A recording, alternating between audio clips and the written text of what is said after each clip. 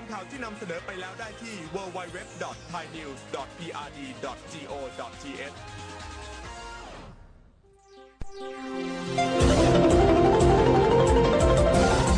วิทยุแห่งประเทศไทยให้ความรู้คู่ความสุข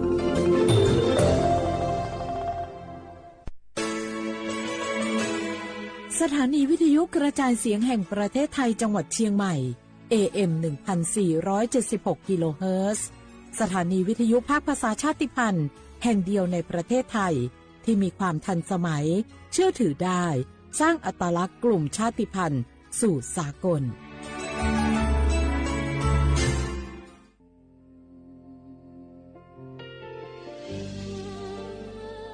พระเสด็จสู่แดนสวง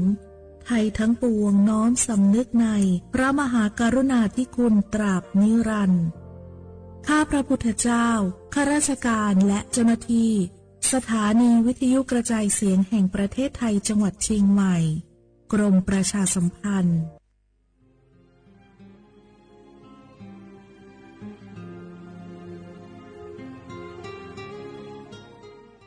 This is a moment of profound grief for the Kingdom of Thailand. The collective voices of Radio Thailand Chiang Mai join the Thai nation in mourning the passing of our beloved Queen Martha, Her Majesty Queen Sirikit. Her life was a testament to the unwavering service, grace, and deep love for the Thai people. Our humble condolences and thoughts are with His Majesty the King, the royal family, and all the Thai people during this deeply sorrowful time. We will remember her forever.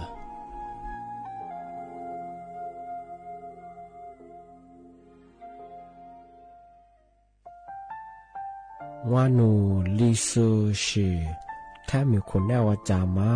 อามุสานีมาอาคือทิลิซาโงวานูวัตซึมาอาคือแฟมา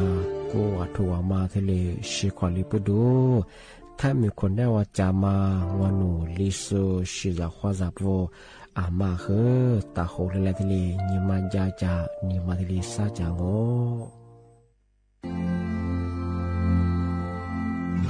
รากฐานสังคมไทยตั้งแต่อดีตจนถึงปัจจุบัน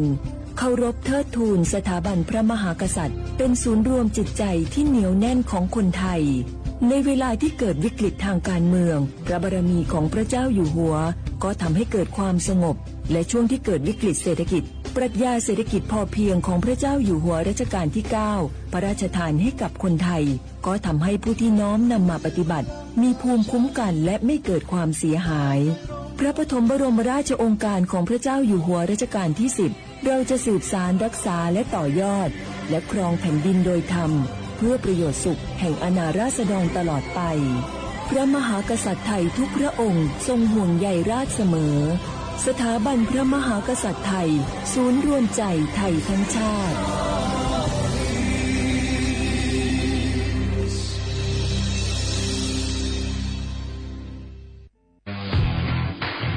รัฐบาลไทยประกาศสงครามสแกมเมอร์รัฐบาลจึงได้ประกาศสงครามกับสแกมเมอร์ในฐานะที่สแกมเมอร์เป็นวาระแห่งชาติและในวันนี้ผมก็ได้ใช้โอกาสนี้มารายงานความคืบหน้าและเน้นย้ำถึงสิ่งที่เราต้องร่วมกันทำต่อไปรัฐบาลได้จัดตั้งคณะกรรมการอำนวยการป้องกันและปราบปรามอาชญากรรมทางเทคโนโลยีขึ้นมาโดยมีผมเป็นประธานด้วยตนเองเพื่อให้ทุกหน่วยงานทำงานไปในทิศทางเดียวกันเราได้มีการลงนามบันทึกความเข้าใจระหว่าง 15 หน่วยงานหลักทั้งภาครัฐและภาคเอกชนตลอดจนสถาบันการเงินเพื่ออุดช่องโหว่ทางการเงินและตัดเส้นทางเงินของกระบวนการอาชญากรรมเหล่านี้ให้สิ้นซากรวมพลังคนไทยต้านภัยสแกมเมอร์นายอนุทินชาญวีรกูลนายกรัฐมนตรี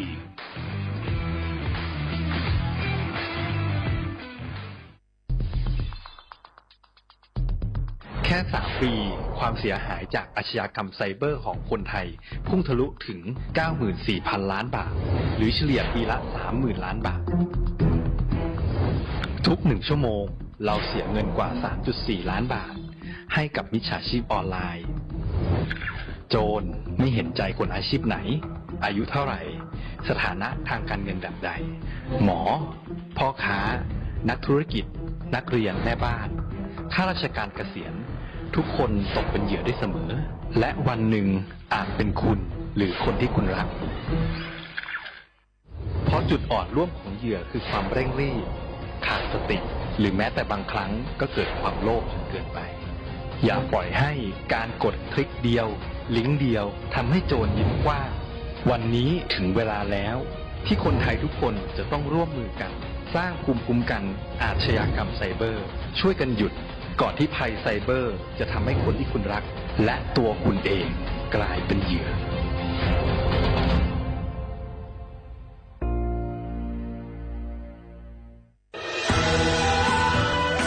จากศาลากลางจังหวัดน่านหลังเก่าพัฒนาสู่การเป็นศูนย์การเรียนรู้นันทศิษย์ป่าคารโดยมูลนิธิรักป่าน่านนับเป็นพระมหากรุณาธิคุณที่สมเด็จพระกนิษฐาธิราชเจ้ากรมสมเด็จพระเทพรัตนราชสุดาสยามบรมราชกุมารีได้พระราชทานนามนันทศิษย์ป่าคารอันหมายถึงอาคารแห่งความรู้ทุกแขนงของจังหวัดน่านภายในประกอบด้วยห้องนิทรรศการเฉลิมพระเกียรติรัชกาลที่ 9 แสดงพระราชประวัติและพระราชกรณียกิจของพระผู้ทรงเป็นพลังแห่งแผ่นดินและต้นแบบของความเพียรรถพระที่นั่งอนุสรณ์แห่งการเสด็จเยี่ยมราษฎรในถิ่นทุรกันดารทั่วทุกภูมิภาคของไทยพิพิธภัณฑ์ศาลากลางจังหวัดน่านความทรงจำของอาคารหลังเก่าและการอนุรักษ์สิ่งสำคัญของเมืองน่านเทคโนโลยีกับมนุษย์จุดประกายความคิดสร้างสรรค์สู่การสร้างนวัตกรรมในอนาคตน่านซิมูเลชันแนวทางจัดการขยะที่ยั่งยืนเพื่อตระหนักถึงผลกระทบต่อสังคมเศรษฐกิจและสิ่งแวดล้อมห้องสมบัติน่านย้อนรอยสู่อดีตและความรุ่งเรืองของนครน่านผ่านเงินตราเครื่องเงินและผ้าทองเปิดให้เข้าชมฟรีไม่มีค่าใช้จ่ายตั้งแต่เวลา 9 นาฬิกาถึง 17 นาฬิกาหยุดทุกวันจันทร์และวันนักขัตฤกษ์มาร่วมอนุรักษ์สืบสานสร้างสรรค์ศิลปะวัฒนธรรมและวิทยาศาสตร์ของเมืองน่านคุณค่าที่น่าภาคภูมิใจ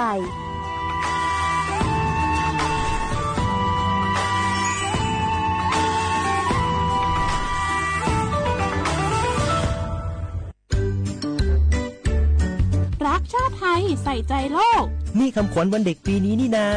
แล้วเราจะไปเล่นเต้นเที่ยวที่ไหนกันดีอะมาที่นี่เลยจ้าสถานีวิทยุกระจายเสียงแห่งประเทศไทยจังหวัดเชียงใหม่ขอเชิญน้องๆหนูๆร่วมงานวันเด็กแห่งชาติประจำปี 2569 ในวันเสาร์ที่ 11 มกราคม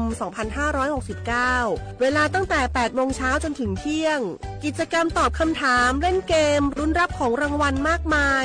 แล้วพบกันนะคะ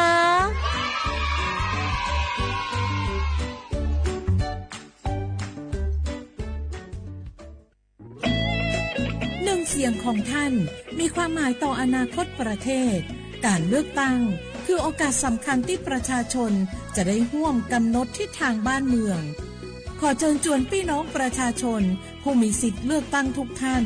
ออกไปใช้สิทธิ์เลือกตั้งปี 2569 เลือกคนดีเลือกผู้แทนที่ตั้งใจทำงานเพื่อประโยชน์ของประชาชนบดีปล่อยให้เสียงของท่านเงียบหายเพราะประชาธิปไตยเริ่มต้นที่การไปใช้สิทธิ์ร่วมกันไปเลือกตั้งอย่างพร้อมเพรียงกันวันอาทิตย์ที่ 8 กุมภาพันธ์ 2569 8 โมงเช้าถึง 5 โมงแลงใช้สิทธิ์ใช้เสียงเพื่ออนาคตของประเทศไทยนี่รู้กันไหมสิทธิบัตรทองหรือบัตร30 บาทเป็นสิทธิหลักประกันสุขภาพตามกฎหมายที่ช่วยคุ้มครองคนไทยทุกคนให้เข้าถึงบริการสุขภาพที่จำเป็นโดยไม่ต้องเสียค่าใช้จ่ายเลยนะครอบคลุมทั้งการรักษาพยาบาลการป้องกันโรคการฟื้นฟูสมรรถภาพทางการแพทย์เรียกว่าช่วยให้คนไทยอุ่นใจกันเลยทีเดียวสอบถามเพิ่มเติมสายด่วนสปสช1330ทุกครั้งที่ใช้สิทธิบัตรทองหรือบัตร30 บาทอย่าลืมพกบัตรประชาชนเพื่อยืนยันการใช้สิทธิไม่ว่าจะไปรักษารับบริการป้องกันโรคหรือบริการอื่นๆสำหรับเด็กเล็กที่ยังไม่มีบัตรประชาชนใช้ใบเกิดแสดงคู่กับบัตรประชาชนของผู้ปกครองง่ายสะดวกรักษาได้ทันทีสอบถามเพิ่มเติมได้ที่สายด่วนสปสช1330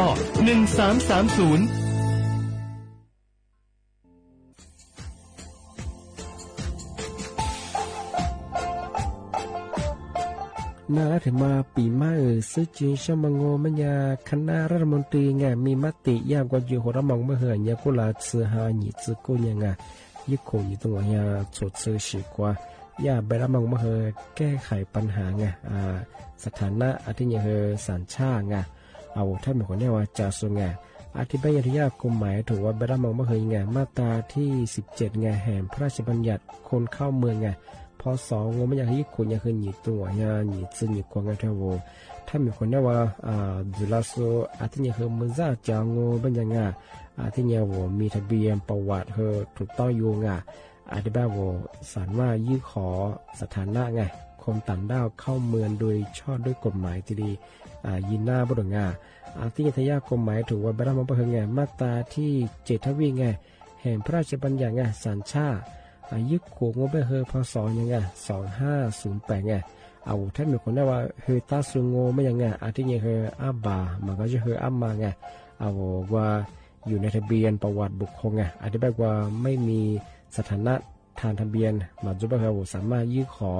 สัญชาติไทยที่กรุงเทพมหานครยื่นที่สำนักบริหารการทะเบียนกรมการปกครองอธิบายเราส่วนต่างจังหวัดจะจุบะกว่ายื่นต่อในอำเภอตานภูมิลำเนาปีขวานวลแล้วก็จะบอกว่าอำเภอยี่ที่ยื่นของยื่นเวลาโง่ไม่ยากว่าเวลาใช้การยาขนาดถี่เนี่ยข้อนี้หนักกว่านี้สิงอธิบายนี่มีกับพวกข้อนี้คือน่าเหี่ยโชฮา你自姑娘个一口你等我下坐次过过次我这里日常的嘛比嘛自己下我小话的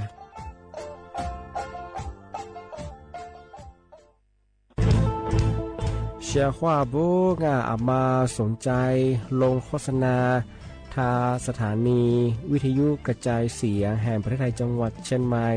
เอาสถานีวิทยุกันบัญญัติยี่เสียคือเสืออาทิเยยี่สัญญาว่าคือหูย่าคือยิบเป้งเธออยู่พื้นที่จังหวัดเชียงใหม่ยังอาทิปัญญามาสนใจลงโฆษณาช่องบัญญัติติดต่อที่สวทเชียงใหม่ยี่เบอร์โทรบัญญัติคือ053-276-068อาทิเย092-246-8579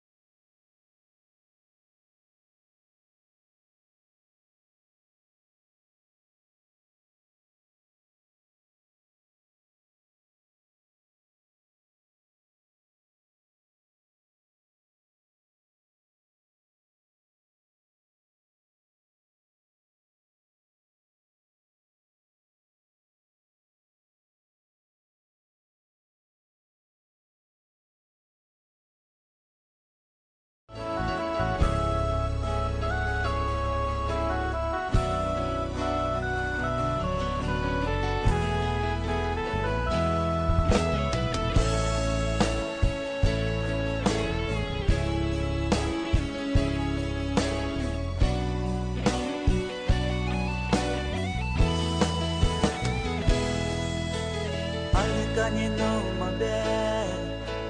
我女你的路人啦，弄你嘛苦瓜我的自由啊，你女的是我的肉，让妈咪都妈咪，阿里边是弄的富个巴拉塞，你那路边是你修。的路色路，多年你的么自己不留啊，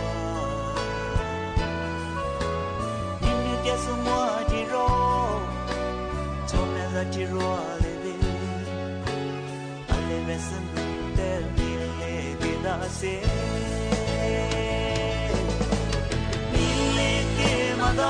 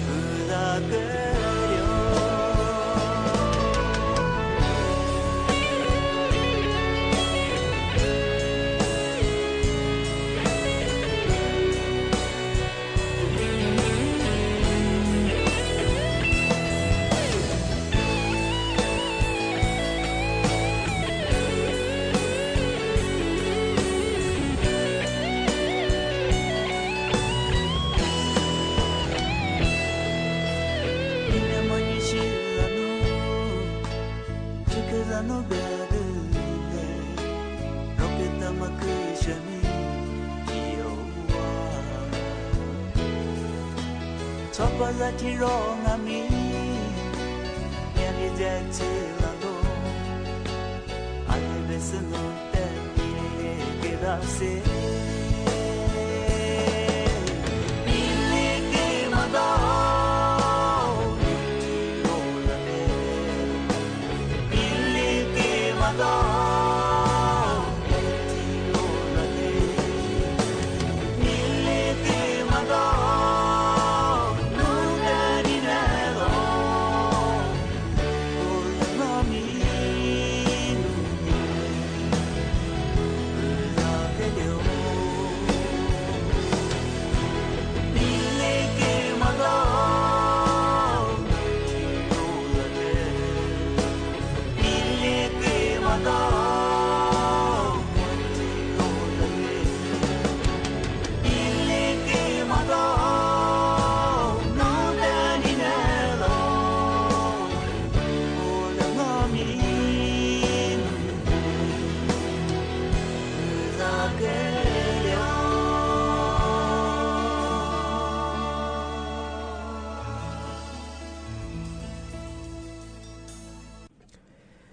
เสียว่าเวลาว่านี่แหน่โฉมโมขวานีเจนโมงะเอาลิซุงโอโดซึตัวเปล่าเอาลิซุงโอโดยจะมังโงไม่ยังไงถ้าลิซุงโอดูกุญาสถานีวิทยุกระจายเสียงแห่งประเทศไทยจังหวัดเชียงใหม่ที่ริแบงอ่ะที่ทาววิทยุมือจะมังโงมันยายี่ครึ่งความถี่งะที่ตูลิฮาชีสโชว์กว่าโจเนี่ยคือดูลัดยี่ระบบยา AM ที่ทาวฟิสบัวคือไงยี่ผิวคือไลฟ์สุดยังไงยี่ชื่อเพจของก็คือสวทเชียงใหม่ AM 1476กิโลเฮิรตซ์วลิซุงมันยังคือเนี่ยคือโฉมโมควานีจิโมจะขวาโดที่โมเรามันยังหนีโมควานี3โมที่นี่มาคือหนีเวลาด้วยเนี่ยที่ขวาที่โมเราที่ขวาหน้าที่ยังควานีหน้าเนี่ยเสียตัวอย่าง นี่ไม่ถึงยังก็เป็นยาเอาลิซูอาบังเป็นยาคือสติหาเหตุนี่ไม่ถึงยังมาคือเหมียวยังกะจำอยู่นี่ยิ่งคนยิ่งโตยิ่งสงวนโคมาคือลิซูอาบังเป็นคือพระกาอะไรเป็นยาว่าไทยอาบังเป็นยาคือ是你哈，你是谁人啊？你每天不是那错人啊？วันเสาร์ที่27เดือนธันวาคมพศ2568วันที่คงมาโง่งาอาทินี้งาเอาเชื่อว่าจะมาปีมา事情是嘛我们也是他们也是啥子啥事不说啊วิธีการป้องกันไงยาเสพติดเที่ยวยาเสพติดมามากว่านามาอะไรลิกาจอมาไงซาชิที่ลีปีมาช่างแบบช่างยี่วุฒิบางโอเป็นยามาคือที่ลีซื้อจ้าบุรุษเอาอย่าพี่อย่ามียาสตินมาพัดจากพัดชิวโอเป็นยาต้องมันดัดซื้อปากเลี้ยงโอเป็นยังไงเอาจ่าเสนียคือกูเด็กกูมีคือสุขภาพคือมาขานน่าจะพิจารณาคือเลี้ยที่เนี่ยจ่าเสนียชิวสลงโอเป็นยาหลักชัววูหลังโอเป็นยาสุนัขเสียมาคือที่เล็กน้าไม่ใช่ไงเป็นมาคือคือเนี่ยอันตรายใช่ไงว่าว่ายี่ข่าวทีวีคือมัวไงชีเสลียจ่าเสลียแบบเราชัววูใช่ไงวูแบบคือสิคือมาหัดใช่ไงมาโมคือกับเอียมาโมคือกับเสียมาคือตัวใช่ไงมาคือยี่โถไงที่ยาสติมันไงนี่มาถึงมาโง่เป็นยามาคือว่าสิเนี่ยมาคือถ่ายเย่บุรุษว่าแต่สิเนี่ยแต่สิเนี่ยบ่คือถ่ายเย่บุรุษพายิงว่าเป็นเนี่ยจันโนต้องบรรดาศึกเลยบ่คือมาคือเนี่ยคือเนี่ยยี่ซ่าสิเนี่ยช่องโนจัดศึกเลยบ่ใจยี่แม่ศึกเลยยี่ฝันเลยบ่คือตัวซ่าเนี่ยคือมาคือเนี่ยอาวุธเดือคืออันตรายด้วยตัวอะไรบ่คือสิเนี่ยมาคือถ่ายเย่บ่คือมาคือยูดูมังสิที่ถึงมาก็เป็นอย่างคือโนมาเวลาเนี่ยคือกุลีเจ้าที่เชื่อมางอกุลีวัวมาตรงมาคือปฏิเสธไม่ใช่ไงถ่ายยีบเป็นไงถ่ายยีถ่ายยีที่ถึงมาก็เป็นอย่างคือโนเวลาจบก็คือใช้เวลาให้เป็นประโยชน์เวลาจบคือว่าใช้ประโยชน์มาคือยีเป็นถึงที่ถึงบางก็ไม่อยากเฮงเอาสุดแพ้จัวเฮงเอามาตาเฮงหลัดโซข้ามาลิตาบุรุษมาขามาตาจ้าหมูเชพี่เชปตาไปเฮงเอาเฮียชิติลิกเลี้ยบุรุษแต่มาถึงบางที่ยิงบางโง่ที่ถึงบางโง่ไม่ยังว่าปีขวาโนอาชียิปัญหาจัวเฮงวิธีแก้ไขมาคือว่าเอาที่ยาสติแล้วเพราะว่าตัวเขายังแก้ไขมาถ่ายยีบรุษมาอย่ายิมาโจถ่ายยีบ้างที่ถึงบางโง่บางอย่างทำมาคือวิธีป้องกันครอบครัวเอาฮิคุเนี่ยว่าทะเลกามังอย่าพี่มีได้มากว่าน้ำมายิ่งถึงบางโง่บางอย่างเอาฮิคุเนี่ยโง่บางอย่างนี้ที่เลกือโคที่เลชาบุรุษชิจอคือชากือละโคยีจอละโคที่นี่คือเอาที่นี่ขวดสุดาคือตะโคละที่ตื่นจอละโคแบบที่นี่คือแบบมาอย่าพี่อย่ามีงมันยังคือทำมาคือจ่าเชียคือกุลีมาค่ะกลุ่มหมายและชั่วเป็นยังไงมาคือถัดจ่าไปที่ปีมาจ่าเสร็จไปคืออย่าพี่ทำมาคือเอาพาวุเรางเป็นยังไงเราโชว์มาวัดสกิลไปคือสุนัขเขียมาคือไงที่มาคือวัดสกิลยังไงเอาที่ไปกิลไปคือสุดท้ายแบบว่าคือคูบิเบียมาที่มาคืออัตราที่ปีมาแบบว่าเป็นไงที่มาคือถ่ายยีจีไปตรงที่ที่ถึงบางโง่เป็นยังคือปีขวาเอาเฮียสติธรรมตีสุดโง่เป็นยังคือมาคือที่หาแก้ไขไงอันนี้เนี่ยคือยี่แลตัวจีนามางวิธีที่เลยยินจละโคชากิละโคบรุษทำไมถึงมางสร้างมาถึงมางไม่อยากเฮงเอาเจ็ดเสือคือมาคือตะคนเลยตื่นจละโคบรุษเอาเจ็ดจะปีขว้าว่าอย่าที่ยาสตินไงยิ่งวุ่นซุ่มแบบยิ่งชาโซยิ่งชิสุที่เลยพมงพจงเป็นยังเอาเจ็ดจะคนนั้นอามีกว่ายาเจ้าหน้าที่ได้คือที่โทรเบลที่แจ้งอยู่บุรุษเอาจะจังเมื่อเอาขอโทษเอากรรมการจัว ที่นี่คือตันหนูให้เบอร์โทรจ้ากว่าเอาบอกที่โทรใจเอาชัวที่แบบเรื่องงานปีข้าวจะเจอที่สุยากว่าอย่าที่ยัสติงไงอย่าพี่มีที่ชื่อวุโสชาโซชื่อสุที่บนจะบอกคือมีที่เลย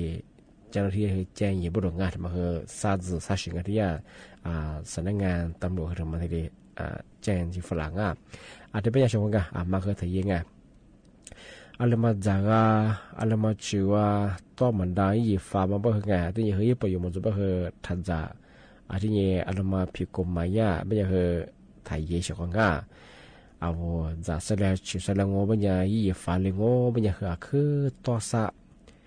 คือตัวซาไม่ใช่มันจะมันได้บอกคือวัวเฉยของง่าที่ก็ที่ว่างอไม่ใช่จากเสร็จแล้วคือยี่แม่ยี่แมงก็มาเหอเนี่ยตัวเจ็บมาเหอตัวซาเฉยๆก็ไงมันจะมันได้อันนี้มาเหอตลอดยี่วูจ่าวูเฉยวูจ่ามาเหอไงแล้วผมโจก็ตีลงก็ไม่เหอเถอะจะสัจจะมา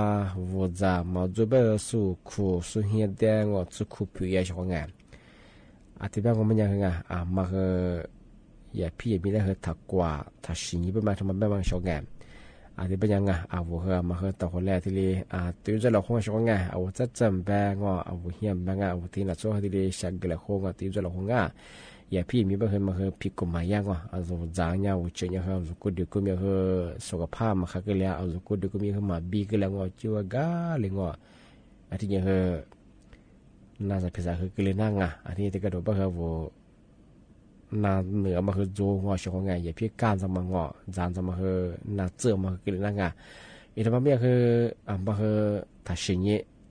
มาเนี่ยมาฆ่าที่นี่คือกลมมาแล้วคือชั่ว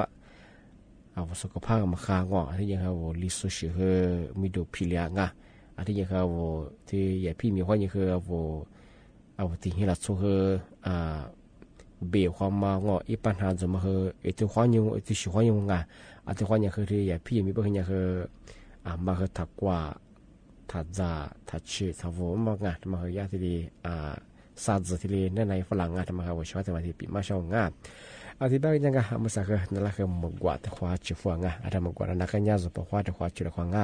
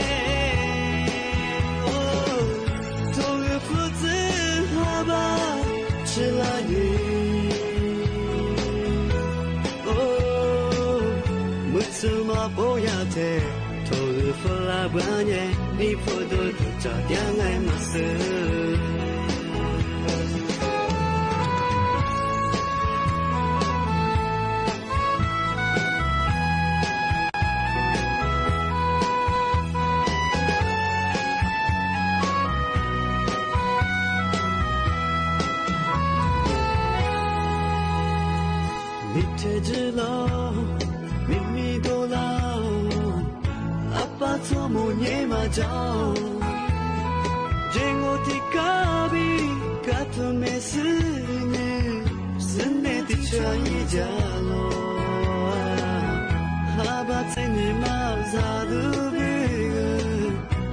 瓜加马我，那可米哟哈巴多拉，咋个来个尼玛刀，吃不提咖比萨瓜地吉瓜吃，世界木瓜一瓜掉，为啥瓜嘛？加点嘛我，这次哈巴木出吃拉铁，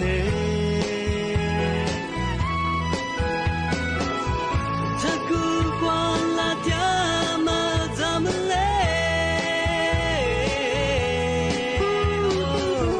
做个父子哈巴吃拉耶。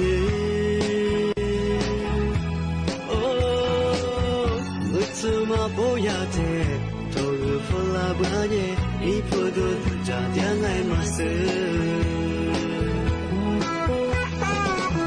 不出嘛不要的，头个弗拉巴耶，你不都加点嘛我。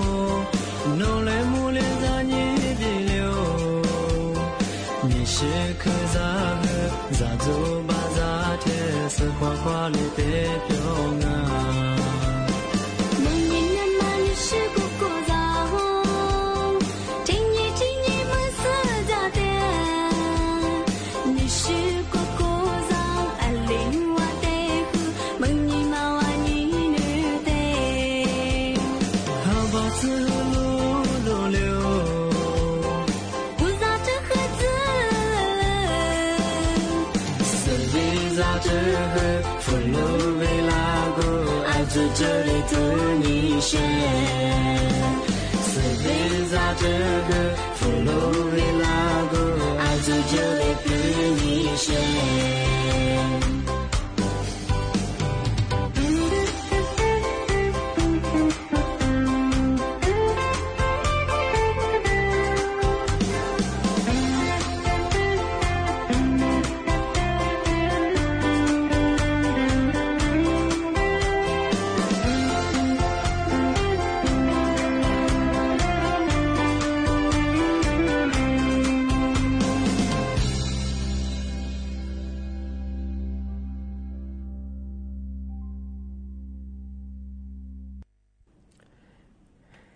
ทีนี้งาที่มาเที่ยวคือที่มาปีมาสจินช่างน่าเหียนี่ฮายิโคนี่ตัวเหียชุดซื้อกูควงนี่ฮาเฮนี่ที่นี่มาบ่เฮนานี่ที่นี่มาเตี้ยงงกูที่นี่มางไม่ยาเลือดตาเนี่ยมาจัวเที่ยวเลือดตั้งสอดงที่นี่คือเลือดตั้งอบตอบจจัวที่บ้านของวัวแทบไม่สุดท้ายโป้บางวัว20จูซู20เลือดตั้งยินาสุบะเฮงมาเฮจิเงทีเลเลือดตาเย่เบทีเลทมาปากกายฝรั่งทำไมอยาก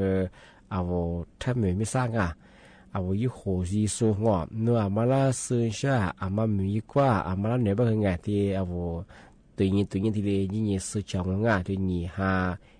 เฮยังยี่เวลาเบเฮเนี่ยแปะมั่วควายยี่เฮมือเครื่องหัวมุดสง่าก็ลาแล้วก็เลือดใต้เบอร์เงินก็ยิ่งทีเลยเลือดใต้ชงกว่ายาสูงเลือดตั้งดูจังทำไมเฮียคืออันนี้ก็ลาเขาถือความเลือดจะเบอร์เงินส่วนกว่าเฮียจะหมายกลางแล้วก็คือหน่วยยิ่งใช้สิทีเลยเลือดใต้กว่าหน่วยบริการเลือดใต้ก็ยิ่งเลือดใต้ชงทำให้เด็กชงเรื่องน่าเฮียนี่ฮาเห็นยังไงแล้วก็คือนี่มีกับพูดอย่างว่ายังไงว่าคือมันทีเลยปีมากทีเลย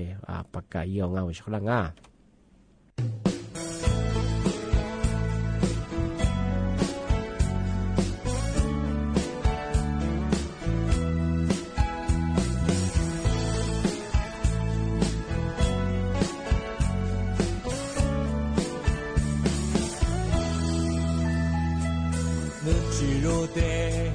我自来口，莫去你瓜比，我你马瓜，米里马达，哈表莫点咯，萨瓜伊达，我一面口布，我去肉的，我你马瓜，阿面瓜吃，你那你诺米。阿弥陀佛，努尼基佐两米，求拉玛达玛，嘎达都抓喽。瓦尼玛杜加，吉米亚里阿隆，瓦特斯努兹罗比加萨杜，瓦特斯努米周加萨，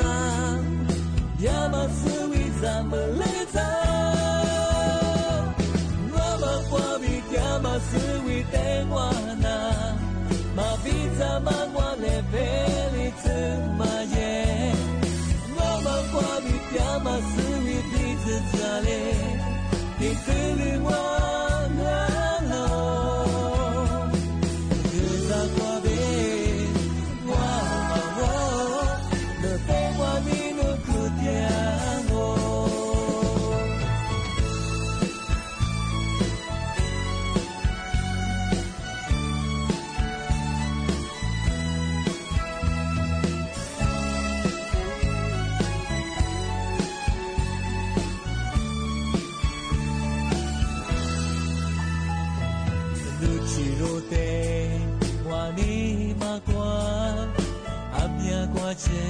你那你诺阿米，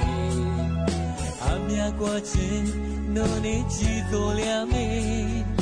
求拉玛达玛，嘎达都抓喽。瓦尼玛杜加，吉米亚里阿隆，瓦特斯努兹罗比加萨杜，瓦特斯努米周加萨。咱们来走。我们过比干嘛思维等我呢？嘛比咱们我来陪你怎么耶？我们过比干嘛思维彼此这里，你对你我。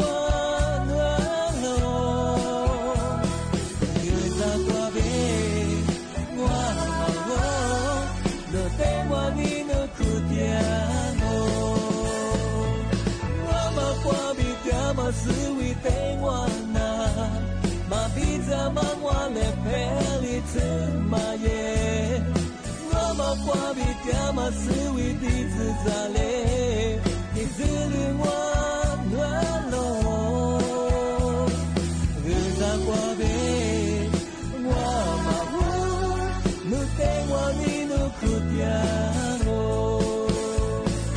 日子过比。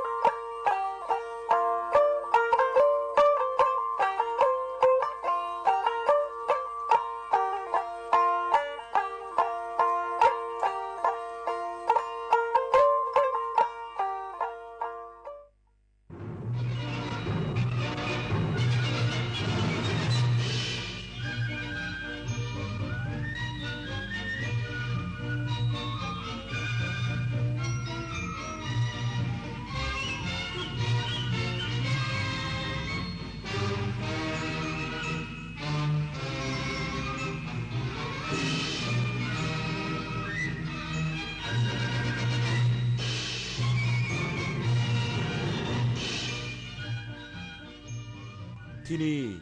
สถานีวิทยุกระจายเสียงแห่งประเทศไทย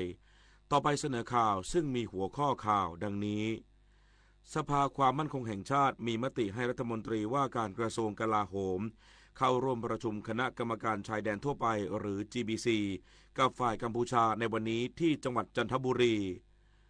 วันนี้เป็นวันแรกของการรับสมัครผู้สมัครรับเลือกตั้งสมาชิกสภาผู้แทนราษฎรแบบแบ่งเขตทั่วประเทศทางการรัสเซียกล่าวหาทางการยูเครนและสหภาพยุโรปพยายามทำลายการเจรจาแผนสันติภาพของสหรัฐที่มีเป้าหมายเพื่อยุติสงครามรัสเซียยูเครนการแข่งขันขี่ม้า Princess Cup Thailand 2025 อัญชิสาแจมซ่าทำผลงานขึ้นนำในวันแรกของประเภทขี่ม้ากระโดดข้ามเครื่องกีดขวางโกลทัวร์ต่อไปเป็นรายละเอียดของข่าวสถานีวิทยุกระจายเสียงแห่งประเทศไทยขอเสนอสารคดีชุดสมเด็จพระนางเจ้าสิริกิติ์พระบรมราชินีนาถพระบรมราชชนนีพันปีหลวงพระผู้เสด็จสู่สวรรคาลัยวันนี้เสนอตอนจัดการไฟป่าภูมิปัญญาป้องกันชุมชนสารคดีชุดสมเด็จพระนางเจ้าสิริกิติ์พระบรมราชินีนาถพระบรมราชชนนีพันปีหลวงพระผู้เสด็จสู่สวรรคาลัยปีพุทธศักราช 2505 ครั้งเมื่อสมเด็จพระนางเจ้าสิริกิติ์พระบรมราชินีนาถพระบรมราชชนนีพันปีหลวงเสด็จประทับแรมณพระตำหนักภูพิงค์ราชนิเวศจังหวัดเชียงใหม่พระองค์ทรงตระหนักถึงปัญหาไฟป่าที่ส่งผลกระทบต่อป่าต้นน้ำและชุมชนโดยรอบระหว่างทรงพระดำเนินตามเส้นทางป่าหากทอดพระเนตรเห็นก้นบุหรี่หรือเชื้อไฟบนกองใบไม้แห้งจะมีพระราชดำรัสตักเตือนว่าเป็นสิ่งที่ไม่ควรทำเนื่องจากอาจทำให้เกิดไฟป่าและสร้างความเสียหายต่อทรัพยากรธรรมชาติรวมถึงสัตว์ป่าจำนวนมากเมื่อพบไฟลุกไหม้พระองค์จะทรงหยุดขบวนและมีพระราชสาวนีให้เจ้าหน้าที่ดับไฟทันทีหากไฟลุกลามเกินกำลังก็ให้แจ้งเจ้าหน้าที่ป่าไม้เข้าดำเนินการสะท้อนถึงพระเมตตาและความห่วงใยต่อความปลอดภัยของป่าและราษฎรเป็นที่มาของโครงการพระราชดำริป่ารักน้ำเพื่อแก้ไขปัญหาไฟป่าอย่างยั่งยืนโดยเน้นการปลูกป่าต้นน้ำการลดการชะล้างดินการสร้างความรู้ด้านการอนุรักษ์และส่งเสริมให้ชุมชนมีบทบาทในการเฝ้าระวังและป้องกันไฟป่าในพื้นที่ของตนเองโครงการตามพระราชดำรินี้จึงเป็นรากฐานสำคัญของการจัดการไฟป่าและดูแลรักษาสิ่งแวดล้อมด้วยพระราชปณิธานที่พระองค์ทรงมุ่งมั่นที่จะปกป้องผืนป่าไว้เพื่อลูกหลานไทยอย่างยั่งยืนสถานการณ์ชายแดนไทยกัมพูชายังคงปะทะกันในหลายพื้นที่โดยทหารไทยเข้าควบคุมพื้นที่บ้านคลองแผงบ้านหนองจานและบ้านหนองยาแก้วจังหวัดสระแก้วได้สำเร็จวันนี้ศูนย์ปฏิบัติการกองทัพภาคที่1ได้รับรายงานจากกองกำลังบุรพาได้ปฏิบัติการยึดและควบคุมแนวรบในพื้นที่บ้านหนองจานเป็นที่เรียบร้อยเตรียมสถาปนาที่มั่นตามแนวและดำเนินการยิงด้วยอาวุธสนับสนุนตอบโต้เพื่อควบคุมพื้นที่และรักษาที่มั่นสามารถยึดและควบคุมพื้นที่ทั้ง3แนวรบบ้านคลองแผงอำเภอตาพระยาบ้านหนองยาแก้วอำเภอโคกสูงและบ้านหนองจานอำเภอโคกสูงขณะที่ศูนย์ปฏิบัติการกองทัพภาคที่2รายงานว่าในพื้นที่สัตตโสมโดนตรวนภูผีซัมแต่ฝ่ายกัมพูชาได้ใช้เครื่องยิงลูกระเบิดปืนใหญ่โดรนพลีชีพรถถังและจรวด BM-21 โจมตีแนวการวางกำลังของฝ่ายไทยเป็นระยะฝ่ายไทยใช้ปืนใหญ่และรถถังยิงคมและยิงทำลายที่ตั้งอาวุธยิงสนับสนุนของฝ่ายกัมพูชาทำการตรึงกำลังตลอดแนวและเสริมความมั่นคงส่วนพื้นที่ผามออีแดงห้วยตามาเรียภูมะเขือฝ่ายกัมพูชาโจมตีด้วยเช่นกันฝ่ายไทยตอบโต้ด้วยเครื่องยิงลูกระเบิดและปืนใหญ่ทำลายเป้าหมายได้ตามแผนเช่นเดียวกับพื้นที่ตาควายและพื้นที่ตาเมือนส่วนพื้นที่อื่นแม้ยังไม่มีสถานการณ์ปะทะแต่ยังอยู่ในภาวะที่ต้องเฝ้าระวังสูงสุด สภาความมั่นคงแห่งชาติมีมติให้รัฐมนตรีว่าการกระทรวงกลาโหม เข้าร่วมประชุมคณะกรรมการชายแดนทั่วไปหรือ GBC กับฝ่ายกัมพูชาในวันนี้ที่จังหวัดจันทบุรีการประชุมคณะกรรมการชายแดนทั่วไปไทยกัมพูชาหรือ GBC วันนี้ที่จังหวัดจันทบุรีซึ่งเป็นวันสุดท้ายของการหารือในระดับเลขานุการบรรยากาศการประชุมเป็นไปอย่างเคร่งเครียดฝ่ายไทยนำโดยพลเอกณัฐพงษ์ เผ่าแก้วรองเสนาธิการทหารกองบัญชาการกองทัพไทยในฐานะประธานเลขานุการ GBC ฝ่ายไทยฝ่ายกัมพูชานำโดยพลตรีแยมโบราเดนในฐานะประธานเลขานุการคณะกรรมการ GBC ฝ่ายกัมพูชาโดยการประชุมได้เสร็จสิ้นลงเมื่อเวลาประมาณ 14 นาฬิกาทางฝ่ายกัมพูชาได้นำร่างแก้ไขข้อตกลงฉบับที่ 6 มาเสนอให้กับฝ่ายไทยจากนั้นฝ่ายไทยได้นำข้อเสนอดังกล่าวส่งให้ที่ประชุมสภาความมั่นคงแห่งชาติหรือสมช.ที่มีนายอนุทินชาญวีรกูลนายกรัฐมนตรีและรัฐมนตรีว่าการกระทรวงมหาดไทยเป็นประธานโดยนายกรัฐมนตรีเปิดเผยว่าที่ประชุมได้มีมติให้พลเอกณัฐพล นาคพานิชรัฐมนตรีว่าการกระทรวงกลาโหมไปร่วมประชุมคณะกรรมการชายแดนทั่วไปหรือ GBC กับทางฝ่ายรัฐมนตรีว่าการกระทรวงกลาโหมกัมพูชาในวันนี้ที่จังหวัดจันทบุรีส่วนที่ท่านจะลงนามมันก็เป็นอยู่ในกรอบหลักๆของ4ข้อใน Joint Declaration ร่างถ้อยแถลงเราต้องรักษาสัญญากันนะครับว่าเราจะไม่มีการคุกคามรุกรานยั่วยุแล้วก็ลดความเป็นภัยต่อความมั่นคงของทั้งสองประเทศลงนายกรัฐมนตรีกล่าวด้วยว่าที่ผ่านมาพลเอกณัฐพงษ์ เผ่าแก้วรองเสนาธิการทหารได้หารือในที่ประชุม GBC มา2 วันโดยได้รายงานในที่ประชุมให้ทราบถึงแนวโน้มที่คาดว่าจะได้ข้อยุติที่ดี